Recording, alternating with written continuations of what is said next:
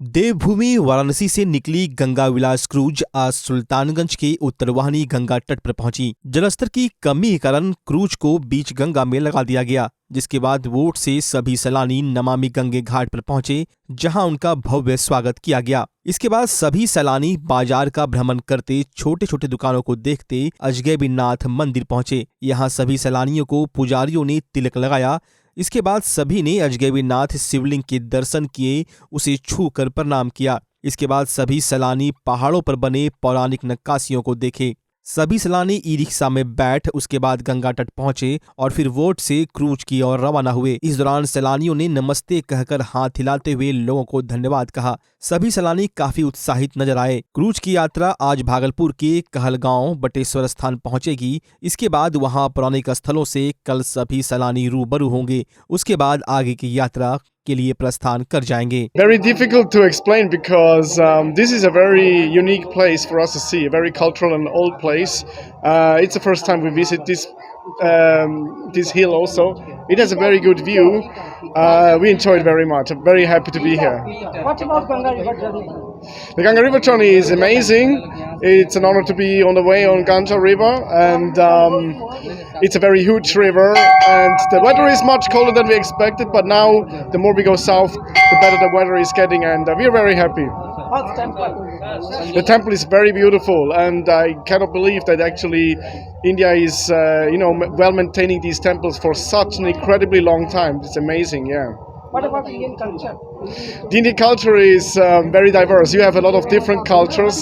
Your culture is also very different from the ones we have in Europe or in Switzerland, and every day we learn something new. कैसा लग रहा है, कैसा रहा उनका? बहुत अच्छे लग रहा है। भारत सरकार और बिहार सरकार के जो स्वागत हो रहा है, इसके लिए हम सब इनकी तरफ से सुल्तानगंज में किस तरह से आभारी है, और एडमिनिस्ट्रेशन की बहुत बड़ी हेल्प मिली है। हम सब लोग आभारी है। सुल्तानगंज में किस तरह से स्वागत किया गया?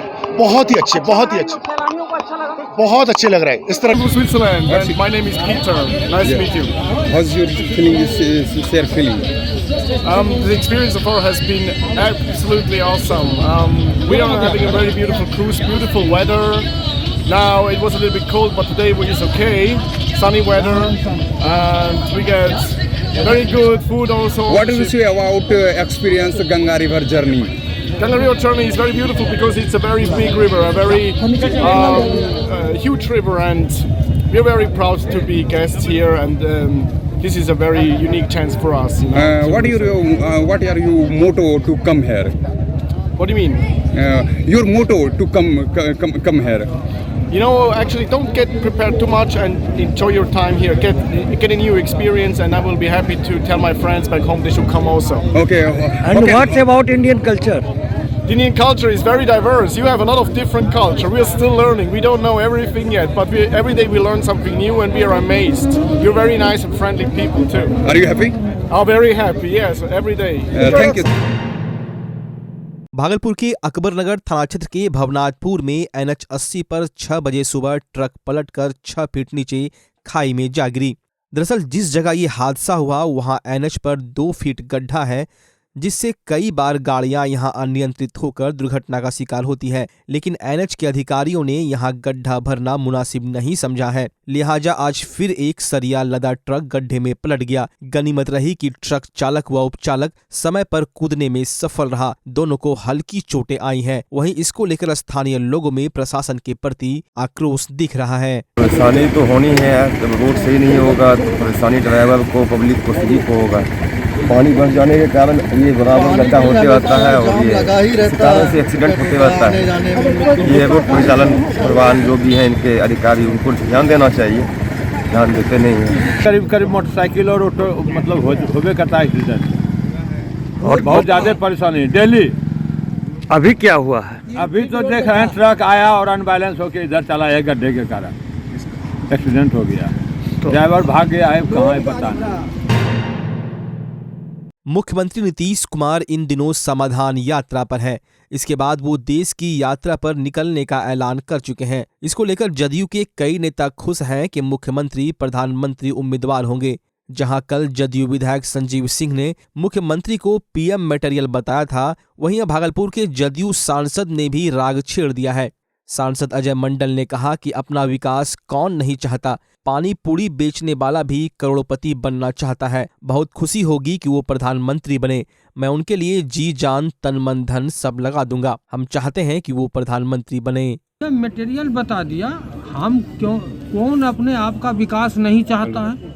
आप किसी व्यक्ति से, रोड चलते व्यक्ति से पूछ लीजिए तो कहेगा कि अगर ठेला भी चला रहा है, गुपचुप बेच रहा है, उनसे पूछेगा तो कहेगा कि हम गुपचुप करोड़पति बनने के लिए बेच रहे हैं। वो कभी नहीं कहेगा हम भीख मांगने के लिए गुपचुप बेच रहे हैं। बढ़िया से मेरा परिवार खाए। और हमारे नेता अगर प्रधानमंत्री का मटेरियल क्या प्रधानमंत्री बने तो मैं जी जान सब लगा दूंगा, उसमें कौन बड़ी बात है। नेता जब मेरा प्रधानमंत्री बन रहा है, कौन नहीं चाहता कि हम आगे बढ़े। तो मेरा पार्टी का नेता मेरे माननीय मुख्यमंत्री प्रधानमंत्री बने, ये तो मेरे सौभाग्य का बात हो जाएगा। तो आप चाहते हैं कि हम चाहते हैं कि हमारा मुख्यमंत्री प्रधानमंत्री बने, इसमें क्या पूछने की बात है। हर तन मन धन सब लगा दूंगा उनके लिए, जी जान सब लगा करके उनके लिए काम करूंगा। भागलपुर के नौगछिया पुलिस जिला में पटना एसटीएफ और नौगछिया पुलिस ने संयुक्त रूप से बड़ी कार्रवाई की है। एसटीएफ की टीम ने गुप्त सूचना के आधार पर नौगछिया पुलिस जिला के भवानीपुर ओपी क्षेत्र से 400 राउंड जिंदा कारतूस, 1 बंदूक, 1 पिस्टल, 2 बाइक, 35,000 नगद के साथ 3 कुख्यात तस्करों को दबोचा है। गिरफ्तार अभियुक्त की पहचान समस्तीपुर की विभूतिपुर थाना अंतर्गत नीतीश कुमार, बेगूसराय के साहेबपुर कमाल थाना अंतर्गत गोलू कुमार उर्फ अभिज्ञान, साथ ही बेगूसराय के ही नावकोठी थाना के गौरव कुमार उर्फ छोटू के रूप में हुई है। तीनों गिरफ्तार अभियुक्त कुख्यात हथियार तस्कर व अपराधी है। नौगछिया एसपी सुशांत कुमार सरोज ने प्रेस वार्ता कर बताया कि एसटीएफ ने सूचना दी थी, जिसके बाद खगड़िया नौगछिया सीमा पर वाहन चेकिंग की गई। इस दौरान बाइक से हथियार डिलीवरी करने जा रहे तस्करों को हथियार के साथ दबोच लिया गया। सभी पकड़ाए गए तस्करों का पूर्व में भी आपराधिक इतिहास रहा है। स्मार्ट सिटी के अंतर्गत चल रहे कार्यों का निरीक्षण करने के लिए जिलाधिकारी सुब्रत सेन, अनुमंडल पदाधिकारी और स्मार्ट सिटी के अधिकारियों के साथ 0 माइल पहुंचे, जहां उन्होंने स्मार्ट सिटी के अंतर्गत चल रहे कार्यों का जायजा लिया। इस दौरान वैकल्पिक बाईपास और 0 माइल के पास माइनिंग के दौरान पकड़ी गई गाड़ियों के कारण लगातार लगने वाले जाम को लेकर वहां से जब्त की गई गाड़ियों को हटाने का निर्देश दिया है। वहीं 0 माइल थाना को 0 माइल चौक से शिफ्ट कर बाईपास पर कर दिया गया है और थाने भवन को तोड़कर वहां पर सड़क को चौड़ा किया जाना है। इसके साथ ही 0 माइल चौक पर लाइट लगाने की व्यवस्था को भी जिलाधिकारी के द्वारा देखा गया। जिलाधिकारी ने सौंदर्यीकरण को लेकर कई दिशा निर्देश अधिकारियों को दिए। देखिए, स्मार्ट सिटी का बहुत सारा काम जो है वो तेज गति से चल रहा है। आप लोग भी देख रहे होंगे कि 1.5-2 साल में काफ़ी प्रगति आई है और अब सब फाइनल स्टेज में है। 5 से 6 महीने में लगभग सारा काम पूर्ण हो जाएगा। टाउन हॉल को भी हम लोगों ने देखा है, उसमें और गति लाने के लिए बोला गया है और हम लोगों की उम्मीद है कि अगले 1 महीने में 1000 की कैपेसिटी का बिल्कुल अल्ट्रा मॉडर्न फैसिलिटी के साथ टाउन हॉल इस ज़िले को उपलब्ध हो जाएगा। जो स्मार्ट रोड का काम है और उसमें सबसे महत्वपूर्ण जो अल्टरनेट बाईपास है, जो सीधा शहर के बाहर से होते हुए विक्रमशिला पुल तक कनेक्ट करेगा, उसमें भी काफ़ी तेज़ गति से काम चल रहा है। उसमें कुछ पाइपलाइन की समस्या है जो बुडको को करना है, तो उसके एग्जीक्यूटिव इंजीनियर हैं, उन्होंने बताया कि 1 सप्ताह में वो हो जाएगा और हम लोग उम्मीद कर रहे हैं कि 1 महीने में वो पूरा फुल फ्लेज 4.5 किलोमीटर रोड जो है वो चालू हो जाएगा। उसमें सोलर स्ट्रीट लाइट और ये सब सारी सुविधा रहेगी। दूसरा, हम लोगों का जो 0 माइल के पास जो जाम लगता था, गाड़ियाँ रहती थी, तो उसको आप लोग देख रहे हैं कि यहाँ जो 2 थानों के लिए, ट्रैफिक थाना और औद्योगिक थाना के लिए हम लोगों ने ज़मीन लास्ट ईयर ही दे दिया था, तो उसमें थाना को शिफ्ट करा दिया गया है। गाड़ियाँ भी यहाँ आ गई हैं और विक्रमशिला ब्रिज के पास जो गाड़ियाँ लगी हुई हैं, चाहे वो माइनिंग की हो या किसी अन्य केसेस में हो, उसको भी हम लोग यहाँ शिफ्ट कराएंगे। और अनुमंडल पदाधिकारी को, संबंधित थाना प्रभारी को भी बोला गया है कि उसमें वो कन्फिस्केशन का आदेश संबंधित न्यायालय से प्राप्त करें। अगर वो जिला पदाधिकारी के न्यायालय से होना है या सिविल कोर्ट से होना है तो वो भी वो लोग कर लें और 1 से 2 महीने में उसका भी डिस्पोजल जो है वो इंश्योर कराएं। और हम लोगों का ये प्रयास है कि शहर में ट्रैफिक की समस्या कम हो। जैसे अब आप देख रहे हैं कि ट्रैफिक लाइट लगा है, तो अभी वो शुरुआती दौर में है, हम लोग उसको देख रहे हैं, तो उसका निराकरण कराएंगे। रोड्स वगैरह हम लोगों ने 1.5 से 3 मीटर सब रोड को चौड़ा कराया है। अल्टरनेट बाईपास बन जाएगा और जो 0 माइल पे जो गाड़ियाँ हट गई हैं और जो बिल्डिंग्स वगैरह वो हट जाएंगी, तो उससे जो है वहाँ भी काफ़ी जाम की समस्या में राहत मिलेगी। भागलपुर के मायागंज अस्पताल में हेपेटाइटिस बी का टीका नहीं होने के कारण अस्पताल की नर्सों के द्वारा अस्पताल प्रबंधन के खिलाफ विरोध प्रदर्शन किया गया। मामले को लेकर नर्स का कहना है कि अस्पताल में हेपेटाइटिस बी का टीका काफी दिनों से नहीं होने के कारण मरीजों को वापस भेजना पड़ता है। वहीं मामले की जानकारी देने पर अस्पताल अधीक्षक असीम कुमार दास भी इस संदर्भ में कोई संज्ञान नहीं लेते। नर्सों ने कहा कि अगर उन्हें अस्पताल में तमाम चीजें मुहैया नहीं कराई गई तो वे लोग हड़ताल पर चले जाएंगे। मौके पर मायागंज अस्पताल की सैकड़ों नर्स मौजूद थी। वहीं इस मामले में अस्पताल अधीक्षक असीम कुमार दास ने कहा कि अभी अस्पताल में यह व्यवस्था नहीं है, खत्म हो गया है, बाहर से जब आएगा तो मुहैया करा दिया जाएगा। इस मामले में उन्होंने यह भी कहा कि नर्सों को किसने बताया है, इस मामले से नर्सों का कोई लेना देना नहीं है। सर हम लोग सेटिस्फाइड नहीं है बिल्कुल भी। क्या बोले अधीक्षक? सर बोले कि अभी उस पर कार्रवाई किया जाएगा, लेकिन 3 दिन पहले से ही ये सब सर को बताया जा चुका है, बट सर अभी तक कोई एक्शन नहीं लिए हुए हैं। अभी तक सिर्फ बोल रहे कि ट्रीटमेंट होगा, बट अभी तक तो कुछ स्टार्ट ही नहीं हुआ है। आप लोग वैक्सीन की मांग की थी, क्या हुआ उसका? सर कुछ कंफर्म नहीं किया हम लोग। वो तो कह रहे हैं कि वैक्सीन होता ही नहीं है। हाँ सर ऐसा बोल रहे हैं कि इसका कोई भी वैक्सीन नहीं होता है, लेकिन हम लोग को तो ऐसा पता चला कि एंटीडोज इसका होता है। तो अब आप लोग क्या कीजिएगा? हम लोग सेटिस्फाइड नहीं है सर, तो हम अभी और भी इसको आगे बढ़ाएंगे इस वाले प्रोग्राम को। डिपार्टमेंट में कोई एक हेपेटाइटिस सी पॉजिटिव बच्चा था और उस बच्चे को हैंडल करने ये गई थी। उस दौरान जो है ये बताती है कि कुछ एक्सीडेंटल प्रिक हुआ है। हेपेटाइटिस सी क्या चीज़ है, हेपेटाइटिस बी क्या चीज़ है, इसकी जानकारी इन लोगों को नहीं है। उसको समझने के पहले मालूम होता है कि इसको कहीं से गुमराह हो गए ये लोग इकट्ठे, इतने लोग आके वैक्सीन की डिमांड करने लगे। हेपेटाइटिस सी सबसे पहली बात है कि इसका कोई एंटीबॉडी नहीं पड़ता है, कोई वैक्सीनेशन नहीं। अगर हेपेटाइटिस सी से कोई एक्सपोज हो गया है तो लेट स्टेज में उसका एंटीबॉडी बनता है। बाद में हम एंटीबॉडी टेस्ट करके देखते हैं कि नेग्लिजिबल है या सिग्निफिकेंट है। अगर सिग्निफिकेंट है तो उसको हम एंटीवायरल डोज में टैबलेट देते हैं। जैसे एंटीबायोटिक पड़ता है बैक्टीरिया के लिए, वैसे ही वायरस का एंटीबायोटिक होता है एंटीवायरल ड्रग्स। भागलपुर के अतिरिक्त प्राथमिक स्वास्थ्य केंद्र मोहद्दीन नगर की स्थिति काफी जर्जर है। वहां के लोगों का कहना है कि दक्षिण क्षेत्र में काफी संख्या में लोग रहते हैं। यह अतिरिक्त प्राथमिक स्वास्थ्य केंद्र विधायकों से बना हुआ है, लेकिन इसकी स्थिति इतनी जर्जर है कि ना तो यहाँ दवाइयाँ मिल पाती हैं, ना ही डॉक्टर। वहीं ग्रामीणों की मांग है कम से कम 10 बेड का अस्पताल बने और यहाँ एक BDS डॉक्टर नियुक्त किया जाए, जिससे यहाँ के लोगों को किसी तरह की परेशानियों का सामना न करना पड़े। वहाँ के लोगों ने यह भी कहा कि हम लोगों को कोई भी परेशानी होती है तो मायागंज अस्पताल जाना पड़ता है। यहाँ पर व्यवस्था होने से हम लोगों को मायागंज अस्पताल नहीं जाना पड़ेगा। चाहते हैं कि यहाँ MBBS डॉक्टर 24 घंटे का हो और 10 बेड कम से कम बने, ताकि यहाँ के गरीब गुरुओं को, यहाँ की जनता को कोई परेशानी का सामना नहीं करना पड़े। क्या परेशानी है इसका वर्णन हम लोग नहीं कर सकते। दक्षिणी क्षेत्र बहुत बड़ा एरिया है और यहाँ 24 आवर्स यानी 24 घंटा हॉस्पिटल का मांग करते हैं। हम 10 बेड का मांग करते हैं। लेडीज लोग को डिलीवरी कराने में क्या होता है? परेशानी दवाई इलाज का परेशानी है, डॉक्टर बैठता नहीं है। हम लोग को मायागंज जाना पड़ता है। ये नाम का हॉस्पिटल है, काफ़ी जगह है इस हॉस्पिटल में। अगर यहाँ बनाया जाए तो खूब अच्छा हॉस्पिटल बन सकता है। परेशानी बहुत है यहाँ लेडीज को, तो ऐसे परेशानी है जो कि डिलीवरी पेशेंट के लिए मायागंज जाना पड़ता है। और हर चीज़ में है ना, डॉक्टर पहले ये आजीवन है, 200 बरस का हॉस्पिटल है ये। आज तक जो है सो इस पर अश्विनी चौबे को आश्वासन नहीं दिया। क्या चाहते हैं आप सब? हम लोग चाहते हैं कि डिलीवरी पेशेंट कम से कम 10 सीट हो, रात को डॉक्टर हो इमरजेंसी के लिए, हॉस्पिटल दक्षिण डॉक्टर रहे। दक्षिण क्षेत्र में एक ही हॉस्पिटल है, पौराणिक है, 100-200 बरस से जमींदार का दिया हुआ है।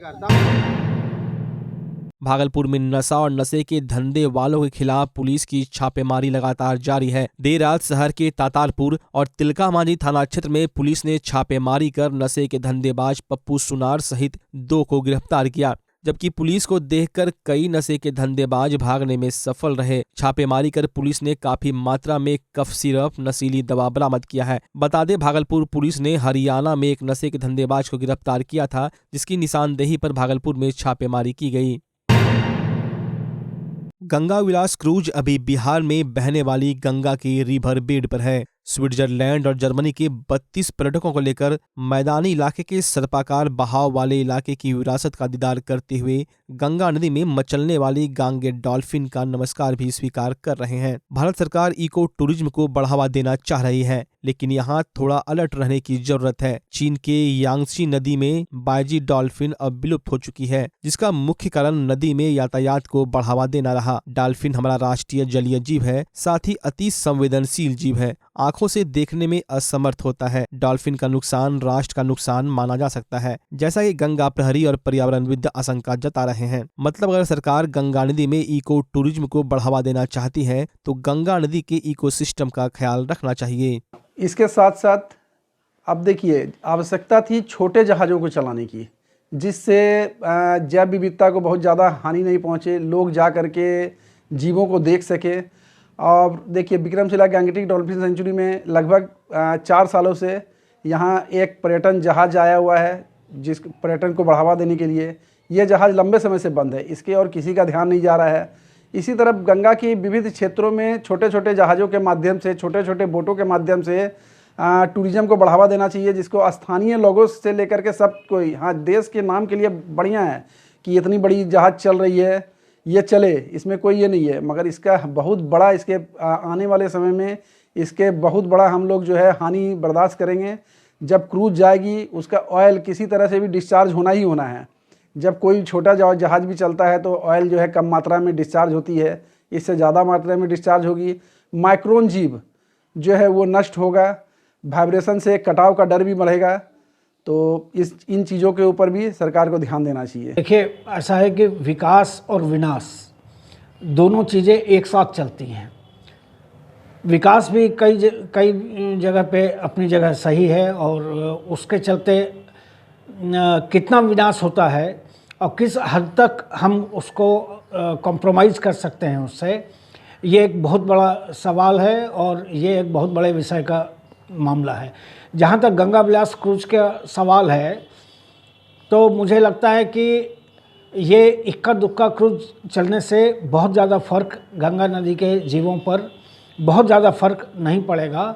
हालांकि जो इसमें मेजर्स लिए ही जा रहे होंगे कि इसमें वाइब्रेशन कम हो, इसमें मतलब तेल का रिसाव नहीं हो, टूरिस्ट लोग गंगा में कचरा उचरा डिस्पोज न करें, ये सारे अगर प्रिकॉशंस के साथ क्रूज चलता है और इक्का दुक्का अगर चलता है, तो ये हमारी गंगा की जो जैव विविधता है उसको दुनिया को दिखाने के लिए एक अच्छा माध्यम है।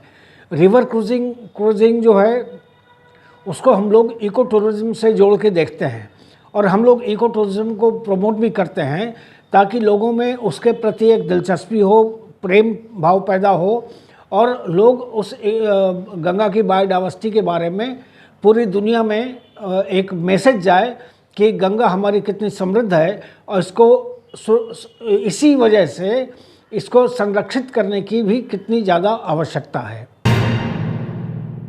बुनकर संघर्ष समिति के बैनर तले 36वां बुनकर शहीद दिवस के अवसर पर एक विशाल आम सभा का आयोजन किया गया। यह आयोजन चंपानगर गोलंबर चौक मदनी नगर स्थित मैदान में किया गया। कार्यक्रम की शुरुआत में बुनकर आंदोलन में शहीद हुए शहीदों के तेलीय चित्र पर माल्यार्पण कर किया गया। यह कार्यक्रम हर वर्ष बिजली आंदोलन में हुए शहीदों के याद में किया जाता है। कार्यक्रम में बुनकर संघर्ष समिति के द्वारा अपनी 9 सूत्री मांगों को लेकर विशाल आम सभा का कार्यक्रम भी किया गया। इस संबंध में बुनकर संघर्ष समिति के अध्यक्ष निजात अंसारी ने कहा कि 19 जनवरी 1987 को बिजली आंदोलन को लेकर हुए पुलिस की बर्बरता के चलते गोली लगने के कारण 2 बुनकर शशि एवं जहांगीर की मौके पर ही मौत हो गई थी। बाद में गंगा प्रसाद ने भी जेल में जाकर अपना दम तोड़ दिया था। इसी दौरान डीएसपी मेहरा कांड की घटना भी घटी। बुनकरों की याद में आज के दिन को बुनकर शहादत दिवस के रूप में मनाया जाता है। कार्यक्रम में सज्जन कुमार, अशफाक अंसारी, जियाउर रहमान, डॉक्टर बीना यादव, प्रीति शेखर, हयातुल्लाह अंसारी, मोहम्मद फैज के अलावे बड़ी संख्या में बुनकरों के साथ बुद्धिजीवी वर्ग, जनप्रतिनिधि एवं समाज के अन्य लोग उपस्थित थे। तिलकामांझी स्थित एक विवाह भवन में बिहार राज्य फेयर प्राइस डीलर एसोसिएशन की बैठक की गई, जिसकी अध्यक्षता बिहार प्रदेश फेयर डीलर एसोसिएशन के प्रदेश महामंत्री वरुण कुमार सिंह ने की। उन्होंने बताया कि इन लोगों की 8 सूत्री मांग को सरकार अगर जल्द पूरा नहीं करती तो वो इसके लिए आंदोलन करेंगे। 22 जनवरी को भागलपुर में एक विवाह भवन में राज्य और जिला स्तरीय बैठक का आयोजन किया गया है, जिसमें राज्य के 38 जिलों के फेयर डीलर एसोसिएशन के अध्यक्ष और दुकानदार भाग लेंगे। इन लोगों का कहना है कि सरकार 30,000 रुपये मानदेय इन लोगों का फिक्स करे, वहीं 1 क्विंटल पर 300 रुपये का कमीशन दिया जाए। इसके साथ ही पूर्व की तरह दुकानदारों को अनुकंपा भी दी जाए। लोगों का कहना है कि बिहार के मुख्य सचिव की ओर से जांच की जा रही है, जिसमें अवैध रूप से वसूली की जा रही है। इस पर सरकार को रोक लगाने की जरूरत है। उन्होंने कहा कि 7, 8 व 9 फरवरी को फेयर डीलर एसोसिएशन के आह्वान पर पॉस मशीन बंद कर हड़ताल किया जाएगा। बिहार राज्य फेयर प्राइस डीलर्स एसोसिएशन एवं भागलपुर जिला फेयर प्राइस डीलर्स का जिला स्तरीय एवं राज्य स्तरीय सम्मेलन किया जाएगा। इस सम्मेलन के माध्यम से जो हम लोग का लंबित 8 सूत्री मांग है उसके बारे में हम लोग अभी 10/1/2023 को पटना के गर्दनी बाग में प्रदर्शन किए। सरकार के सचिव से वार्ता हुई, वार्ता के बारे में बताएंगे लोग को, और मांग पूरा नहीं होगा तो 3 महीना के अंदर बहुत बड़ा फिर धरना प्रदर्शन करने जा रहे हैं। सरकार के मुख्यमंत्री, चूंकि मुख्यमंत्री स्तर से वार्ता नहीं हुई है, सचिव के स्तर से वार्ता हुई, तो जो विभागीय स्तर से काम था बताएं कि काम कर देंगे। उन सभी बिंदु के बारे में डिस्कशन करेंगे और जानकारी होगी तो हम बताने काम करेंगे। लेकिन सबसे बड़ा चीज है भागलपुर जिला में भागलपुर जिला स्तरीय एवं राज्य स्तरीय बैठक करने का मुख्य कारण है कि राज्य से लेकर के जिला से लेकर प्रखंड तक संगठन को मजबूत बनाना, सशक्त बनाने के लिए हम लोग भागलपुर जिला में आए हैं। सम्मेलन में कहाँ से लोग आ गए आप? सम्मेलन में भागलपुर जिला के सभी प्रखंड के अध्यक्ष, सचिव एवं सभी जनवितरण दुकानदार, प्रमुख सक्रिय जनवितरण दुकानदार आ रहे हैं। पहला 38 जिला के जनवितरण दुकानदार के साथ साथ अध्यक्ष, सचिव, 38 जिला के अध्यक्ष, सचिव, प्रखंड अध्यक्ष, सचिव लोग आएंगे। ये हम सबको अनाउंस किया। लगभग सभी लोग कल 22 तारीख को लोग पहुंच जाएंगे। भागलपुर के बबरगंज थाना अंतर्गत अलीगंज में खाना बनाने के दौरान अचानक सिलेंडर से रिसाव होने लगा और देखते देखते आग भयावह रूप ले लिया, जिससे 3 खपड़े का मकान बुरी तरह जल गया। दोपहर के वक्त खाना बनाने के दौरान गैस के रिसाव से अचानक आग लग गई। इसकी चपेट में 3 खपड़े के मकान आ गए, जिसमें गौती देवी पति हरिदास का बैंक से निकाला 52,000 रुपये और जेवर जल गया। वहीं सुनीता देवी पति उमेश मंडल का 42,000 नगद, लकड़ी काटने का 2 मशीन और बेटी की शादी के लिए रखे जेवरात आग की चपेट में आ गए। सभी पीड़ित परिवार किराए के मकान में रहते थे। आग में लाखों की क्षति हुई है, वहीं जान माल का नुकसान नहीं हुआ है। मौके पर फायर ब्रिगेड की टीम पहुंचकर समय रहते आग पर काबू पा लिया, नहीं तो बड़ी अनहोनी हो सकती थी। सूचना के बाद बबरगंज थाना पुलिस भी वहां मौजूद थी। अभी तुरंत सिलेंडर अंदर किए, अब बंधन ऑफिस से पैसा उठा के आए। घर में धार के हम बोसरा पर बैठे थे। अब मेरा बेटा जैसे चेक किया नहीं कि कैसा है, बस भभुआ गया और सब चीज मेरा जल गया बाबू, कुछ नहीं बचा। क्या बजे हुआ? वही 1 बजे लगभग हुआ है बाबू। क्या क्या नुकसान हुआ? पूरा 52,000 पैसा हुआ है। अब 5 जेवर गया। अस्पताल सेवा बेटा गाड़ी चलाता है, बैटरी मेरा जल गया। पूरा घर के जितना चीज सब जल गया, कुछ बचा नहीं, कुछ भी नहीं बचा। क्या नाम हुआ? मोबाइल है, पर्स है, जल गया है। देखिए हीरा दास खाना बनाने के लिए सिलेंडर जोड़ा और लीक था सिलेंडर और आग लग गया सिलेंडर में। सिलेंडर आप लाए थे? नहीं, हमारा भाई लाए थे। अच्छा, अभी ले आए थे। अब भपका फिर आग फट गया सिलेंडर? फटा नहीं है। अच्छा, सिर्फ भपका और पूरा आग लग गया ज्यादा। अच्छा, कोई घायल तो नहीं हुआ? घायल कोई नहीं हुआ है सर, खाली संपत्ति नष्ट हुआ। भाजपा झुग्गी झोपड़ी संघर्ष समिति भागलपुर के सदस्यों ने जिलाधिकारी सुब्रत सेन से मुलाकात कर जिलाधिकारी को ज्ञापन सौंपा। इन लोगों की मांग है कि कटाव पीड़ित सैकड़ों परिवार के लोग बरसों से सबौर, भागलपुर और अनाथनगर के सरकारी जमीनों पर रह रहे थे, जिन्हें अतिक्रमण के तहत हटा दिया गया। वहीं जिलाधिकारी के पास मामला जाने पर जिलाधिकारी के द्वारा आदेश भी निर्गत किया गया है कि इन्हें जमीन देकर बसाया जाए, लेकिन कार्यालयों का चक्कर लगाने के बावजूद भी आज तक इन विस्थापितों को जमीन मुहैया नहीं हो सकी है, जिस कारण ये लोग नारकीय जीवन जीने को विवश हैं। इन लोगों का कहना है कि अगर इनको जल्द ही जिलाधिकारी के द्वारा मुहैया कराया गया जमीन नहीं दिया जाता तो ये लोग आंदोलन करेंगे। आदेश हुआ था गरीब भूमिहीनों को बसाने का, उसके बाद दोबारा एक आदेश वो हुआ, दोबारा जो है 2/7/22 को फिर आदेश हुआ, 2 आदेश हुआ। डीएम साहब अभी गरीबों के लिए मसीहा हैं। डीएम साहब का आदेश हुआ कि इस गरीब भूमिहीनों को बसा दिया जाए। द्वितीय अपील में हम लोग को 2 बार आदेश हुआ। आज तक निचला पदाधिकारी हम लोग को दौड़ा रहा है। जहाँ जाते हैं, कभी एसडीओ साहब के यहाँ जाते हैं, कभी डीसीएलआर साहब के यहाँ जाते हैं, कभी एडीएम साहब के यहाँ जाते हैं, तो हम लोग को भगा दिया जाता है। एसडीओ साहब सीओ साहब से मिले तो सीओ साहब बोले कि एसडीओ साहब के यहाँ कागज़ है। एसडीओ साहब से मिले तो वहाँ जाते हैं तो वहाँ का स्टाफ है किरानी साहब, वो भगा देते हैं। हाँ, उनका नाम तो नहीं जाते हैं, गोरे से नाटे से स्टाफ हैं, बोला कि हम जो करेंगे वही होगा। आज तक 2 साल होने जा रहा है। पंचायत चुनाव के पहले आदेश हुआ था। आदेश में लिखा हुआ है कि पंचायत चुनाव के बाद आप लोग को गरीब भूमिहीनों को बसा दिया जाएगा। हम लोग का 3 जगह पास हुआ है। नाथनगर सबौर में 62 आदमी का है, भागलपुर में 92 आदमी का है, जगदीशपुर अंचल में। जब जाते हैं धुतकार फुटकार के भगा दिया जाता है। परसों हम लोग सीओ साहब से मिले, सीओ साहब बोले कि एसडीओ साहब दस्तखत कर दिए। आप झूठ बोले कि सही बोले ये हम नहीं जानते। पेपर आउट भी किए हैं, बोले वो कि पेपर भी आउट हुआ है, लेकिन हम लोग को विश्वास नहीं, इसलिए हम लोग आज फिर जाकर के डीएम साहब, कमिश्नर साहब, एसडीओ साहब, एडीएम साहब सभी को दरखास्त दिए हैं, जिसका प्रमाण हम आप लोग को दे रहे हैं। बच्चा जब जन्म लेता है तो कई बार बच्चा तुरंत नहीं रोता है, रोने में देर हो जाता है। ऐसे में बच्चा क्षतिग्रस्त हो जाता है और उसके बचने की संभावना कम हो जाती है। और यदि बचा तो भविष्य में उसमें विकलांगता की समस्या आती है, जिसे सीपी कहते हैं, जिसका कोई माकूल इलाज नहीं है और ज़िंदगी भर बच्चा विकलांगता से जूझ सकता है। ऐसे में पूरे संसार में कूलिंग थेरेपी का सहारा लिया जाता है। जन्म से ठीक 6 घंटा के अंदर यदि उसको कूलिंग थेरेपी दिया जाए तो उससे उसका सीपी की समस्या कम होती है और बचने की भी संभावना बढ़ती है। पहली बार बिहार झारखंड में आपके शहर के स्नेह नवजात शिशु बाल सेवा केंद्र में यह मशीन उपलब्ध है। कभी भी ऐसी बात हो कि बच्चा रोने में विलम्ब हो गया तो आप स्नेह नवजात शिशु बाल सेवा केंद्र में ज़रूर संपर्क करें।